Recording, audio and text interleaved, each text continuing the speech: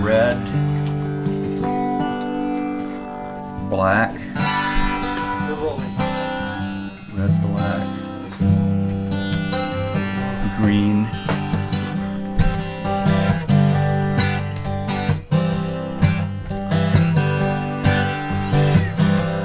purple,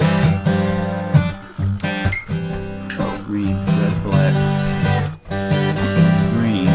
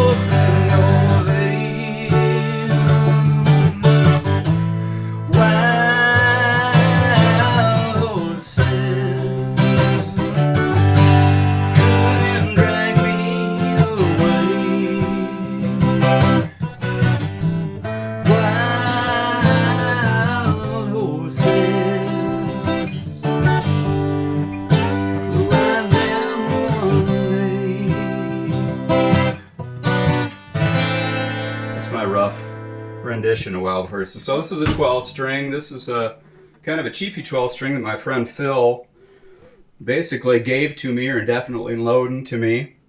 I get it out once in a while. I've got it tuned in an open D tuning, or open G tuning right now, 5 string a la Keith Richards, because it just sounds better without the low E string. And yeah. But what I really got this out for is to demonstrate what I'm about to do on this guitar. This is a Washburn acoustic electric.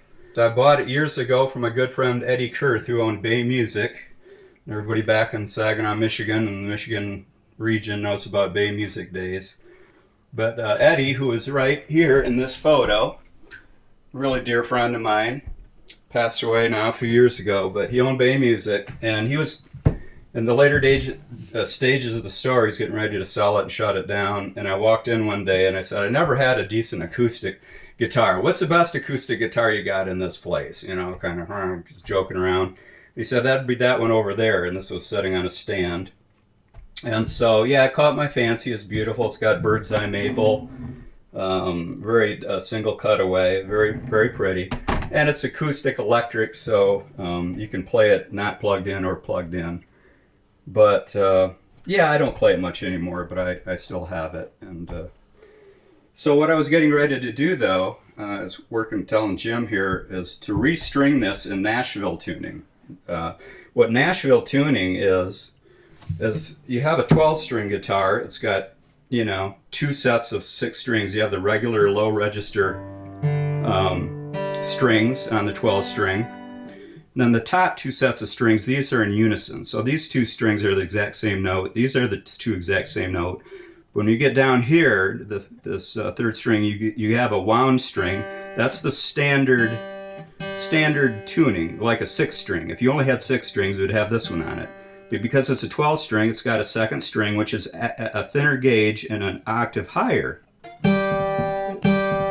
1, but then you got the 12 string effect. So that's what gives it the jingly jangly. So as you can see, the lower strings have a heavy gauge and a thinner gauge. Mm-hmm. So what Nashville tuning is simply taking off these regular fatter gauge strings and leaving the octave string. So as you can see then, you're left over with a set that has just this string, this one, and then one of these. And so over here on this guitar, I'm going to put this down now. Yeah. So on this guitar, I'm going to string it. I bought a set of, you can see it's called High Strung Guitar, High Strung or Nashville Tuning. And it's just simply a gauge, a thickness of strings that's meant to simulate what I just showed you. So again, I've got them laid out here because I had these strung on my regular, my acoustic, my Epiphone I use all the time. But that's strung since I strung it back with standard tuning.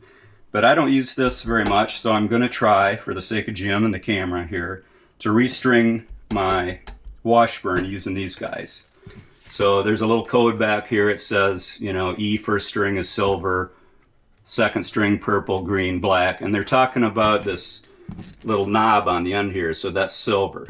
And then here's purple, green, black, and red. So the red goes on the fifth string. So I'm going to take this string and string it in the second position here where I've got it open. So I'm going to leave the bottom string off because even though there is a gauge for that, it gets really floppy and it doesn't sound good. So I'm going to restring it Nashville Tuning, 5-string, using the set of strings.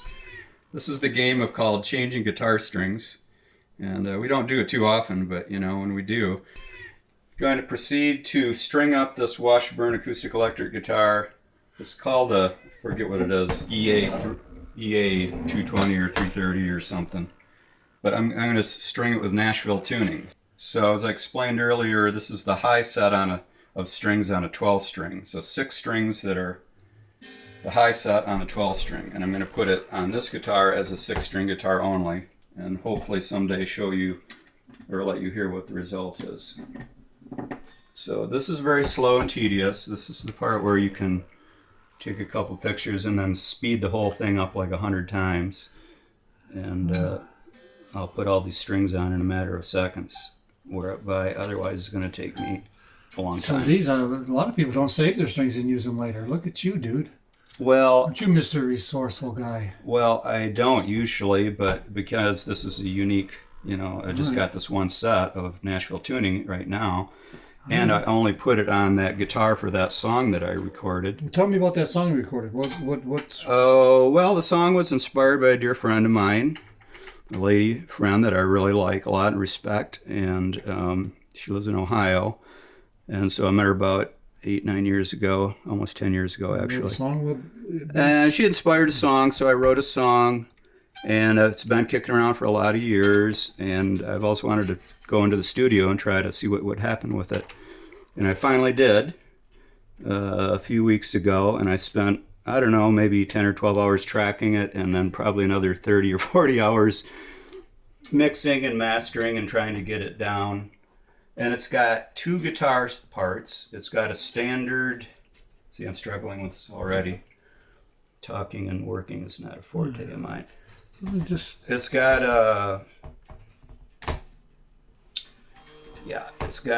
and it also is more difficult because these strings were already put on here once. So putting them on again is just a little bit challenging. I don't even know if this will work. That's a nice guitar. I remember you loaning that to me for my aunt's funeral. Oh, yes, that's right. That was real important. To be able to come into town and have someone that'll say, sure, I'll loan you this real expensive guitar. I remember this really sweet guitar. It's like, son of a bitch, man. I remember that, Jim. That's cool. I'm glad you brought that up. I'd forgotten about I'm going to come borrow your Porsche next time I visit. All right. All right. Let's see if we can get this going here. All right. Wrong slot. Here we go.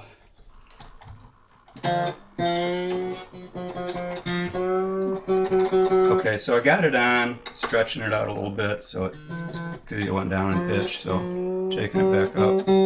I have no idea if that's close to pitch, but I'm just going to get it strung up with some tension right now, get the rest of them on, and then we'll tune it up. Sure. Whoop. next. So how long have you been using one of those little turners? The stringers? Oh, probably about 50 some years, I guess. Not this They were one. the cat's ass when they came out. Yeah. I started playing guitar when I was 8 years old. Not too long after my brother took me to see the Beatles. My brother David, who just stopped in yesterday. If you caught us on camera. You guys saw the Beatles together? He took me to see the Beatles at Olympic Stadium in Detroit in 1966, of August of 66. Oh my God. And that was just about the time I turned 8 years old. Yep, and he was bigger, and he took his punk little brother to see the Fab Four, who I was absolutely enamored with. And it was an event. You couldn't hear anything they were playing, but you could hear 110 decibels of screaming girls. And you could see their little pea brains way down there on the stage. Did you scream too? No, I think I just kind of sat there with my mouth open. So Just watch. Holy fuck. Holy cow. And they played about a 30-minute set. And the band The Circle was the opening group. They had that song Red Rubber Ball. Sure. And they opened for them, and then the Beatles went on in their white and red candy striped suits.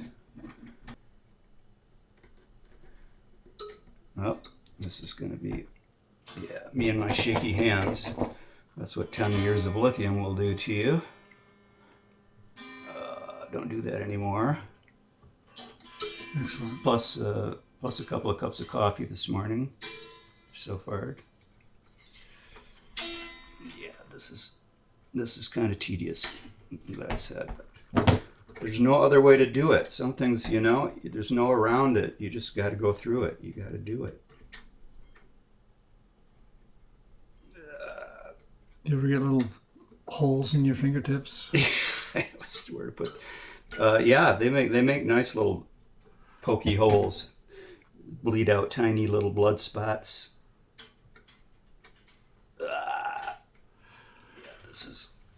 And it's not really a great acoustic guitar because it's neither acoustic or electric. So when it comes to tone and playability, it's the worst of both. All right. It served a purpose for a lot of, for a while and a lot of years. But then when I came to the Ozarks, I met Linda Stoffel of the Blackberry Winter Band, who performed in the movie Winter's Bone, and she's part of our little acoustic trio with David. We call ourselves Brixey Creek. But I met Linda, and she had that old Epiphone that she didn't play anymore, and that's gotten to be my number one acoustic. It really turned out to be a great instrument. But I played this at first in the meantime, and I did play it. Here's me playing this guitar at my son Steve's wedding, Steve and Sierra. I performed a song that I wrote for them in their wedding. And I think it was the hardest gig I've ever had. All right. I was super nervous. It was super hot, and I was sweaty, and I was jumbly and mumbly and shaky, but I somehow got through it. But it was a great honor, of course, to be able to perform at their wedding. All right, on to the next.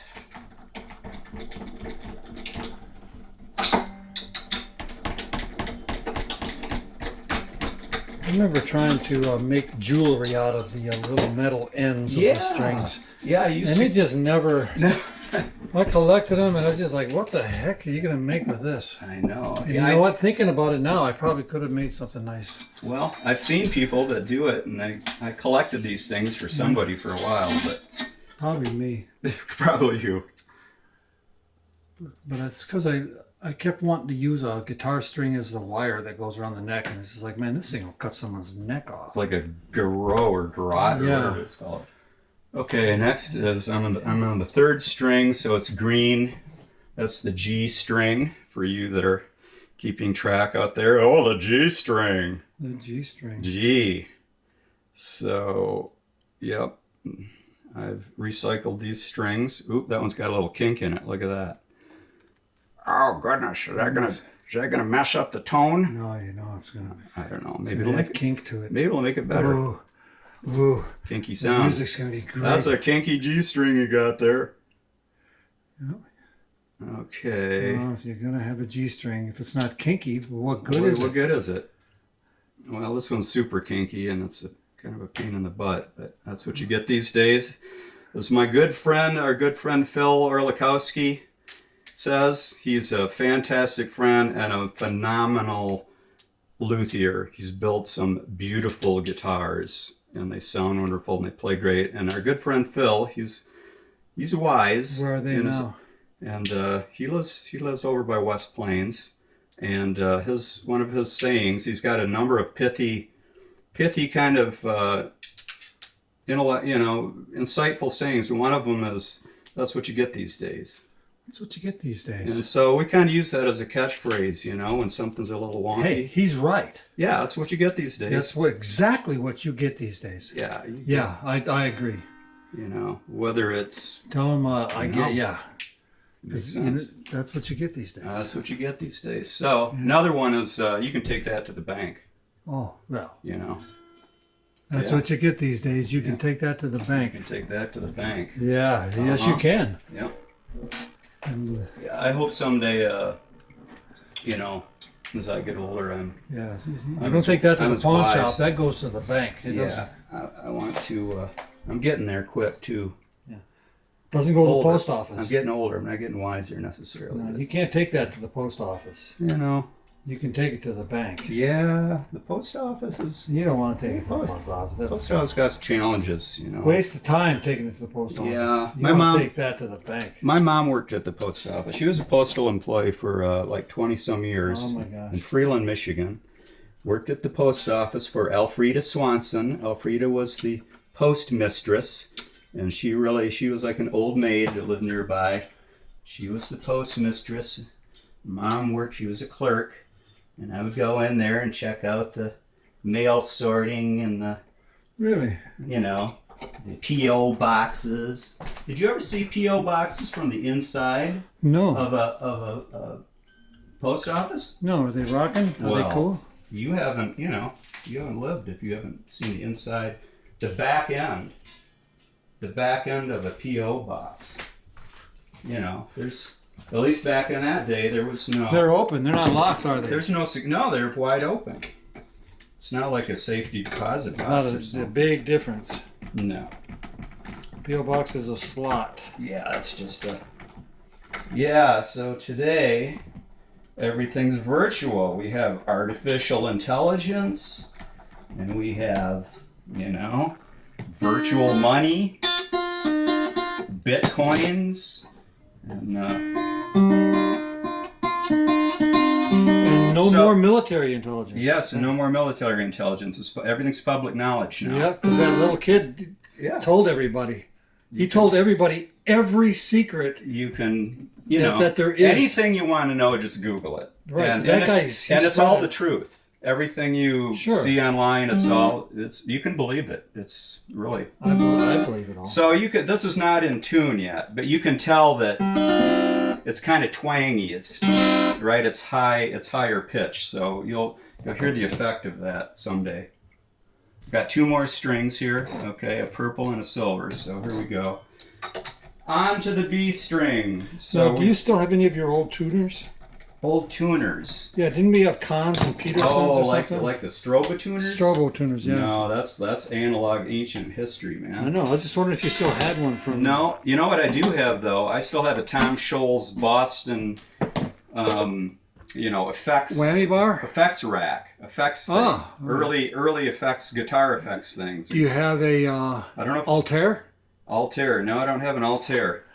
Like a impedance matching transformer. We used to put those on a stack of Marshalls. On a stack of Marshalls. So you could play. Except Leslie West made us take them off. Right? Oh, I forgot about that.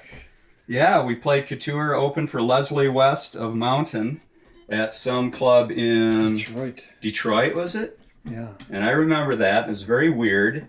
He played an Electra guitar that had sound modules, active modules you plugged in the back of the guitar to change up your tone. And I remember him in the middle of a song, like reaching back and grabbing out of the mouth, sticking something else in. Oh. And I remember I remember that. He had an Asian drummer, remember, who was like all over the place, and he was playing Joe's drums, and the cymbals were tipping over. Yeah. Yeah. Leslie West. Who else did we open for? Jim. Cheap Trick, Couture, UFO, Cheap Trick, UFO. Trigger. All right, Trigger, Bay City Hometown Heroes. Hey, Horn. How you doing, Horn? Steve Hornack's back on the scene, and I'm really, Yes. for one, I enjoy seeing his posts. I don't participate a lot in Facebook and, you know, say a lot of stuff. Or I'm not out there a lot, but it's great to see posts. Steve was in a version of Couture or Bodies or whatever we were called afterwards, and that was a lot of fun playing with Steve. And Steve was friends with the late Craig Ziegler. Was Craig in Trigger? I think maybe Steve too. And Rolo. yeah. Anyway, yeah, we opened for those guys. We opened for Bob Seger and Van Halen. Did we say that at the Summer Celebration in '77? That was a trip. Mm-hmm. Hometown Heroes playing at the local bar, the Hidden Hollow, which was built over a creek. It was a golf course lounge built over the Tittabawassee River in Saginaw. So when you get a whole crowd going on a Saturday night and people were dancing, the whole building would start oscillating and bounce up and down.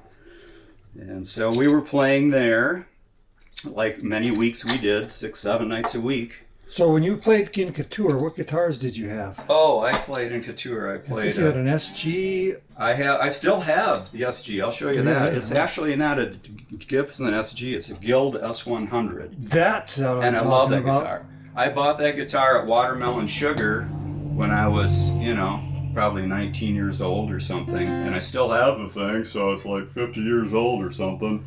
Yes, but it plays like butter. It's got a beautiful neck on it. And I played a Les Paul. I had a couple of Les Pauls. I talked about the blue one, but I also had a black Les Paul standard. I had a white Flying V, yeah, the one that got stolen from the stage in Lansing, and returned the next day. And I had a Fender Mustang for a little while. 1, 2, 3, 4, 5. I got one more to go. And I don't know what else I played. But I didn't play a Strat. I have my Strat. I didn't play it till after. That was years later in the wedding band, the variety band. I got a Strat. The guy that sold it to me, I traded a half stack of Marshalls for it because it's like I'm married now. I'm living. I'm working on a job. I don't need Marshalls anymore. But I wanted a Strat, so I traded up. He said the Strat belonged to a guy from Foghat. Who knows? But I got it, and it was. I never played a Strat before, and they're so iconic. And I started playing it, and I liked it, and I've had some work done on it. I had a Mark Rogman at Bay Music retrofitted a Kaler whammy bar on it, routed it out, and put that on many, many, many years ago. And but yeah, it's a real versatile guitar. So, but I have that now for electrics. I have my Telecaster. This guy here. Got this for the Rolling Stones tribute band that I didn't join, All right. or I never played with, Joe's band. But it's been fun. Open G tuning. Play that later maybe. So there's Now that. we're talking. But okay, last but not least, Silver. This guy. Silver. All right. This is the high E string. It's the same strings that's on a 6 string, E, B, G, D, A. So it's a 10 maybe? Yeah, this is a 10. Right. This is a 10. A 10 for use that don't knows is 10/100ths of an inch, 0.010 inches fat. And a 10 is a pretty light gauge for acoustics, but that's the effect that you want with this sound here. But again, unlike a regular 6-string tuning, these notes here, let's see. No, these two, and if I had the lowest E string on, these two would be octave higher than is on a normal 6-string. Okay. So, technicalities. Technicalities. Come on, Shaky Bones. Let's see what you can do. Shake, rattle, and roll. All right, I think that'll work. I got lucky on the other ones. I wasn't really... Don't tune it yet. We're going to take a break before you start to tune it. All right. You can take a break whenever. I'm just rambling. Yep. I'm going to take a break because I got this camera's got to cool off. Okay. Okay, I think it's tunable. All right. Should be A. Yep. D.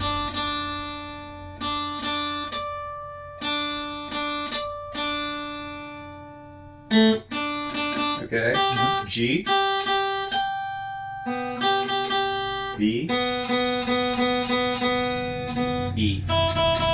So again, it's just like a 6-string guitar tuning. Same notes, except these three, I think, are octave higher than you typically would not think of. So it's...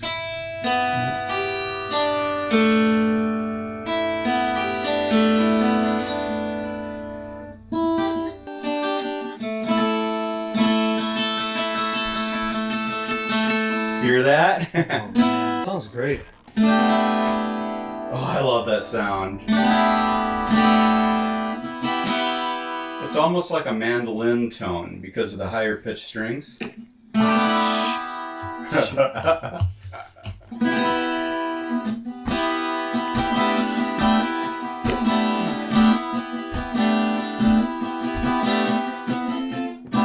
You can turn this around again to where you can see it.